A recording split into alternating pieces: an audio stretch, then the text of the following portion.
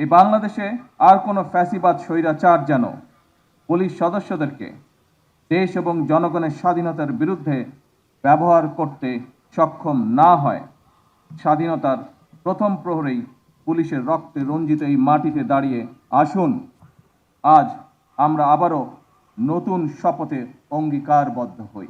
বছরের পর বছর ধরে অসংখ্য হামলা মামলার শিকার, নিপীড়িত নির্যাতিত অধিকারহারা মানুষ বর্তমান গণতান্ত্রিক সরকারের সময় শান্তি এবং নিরাপত্তা চায়। এই বাংলাদেশে আর কোনো ফ্যাসিবাদ স্বৈরাচার যেন পুলিশ সদস্যদেরকে দেশ এবং জনগণের স্বাধীনতার বিরুদ্ধে ব্যবহার করতে সক্ষম না হয়।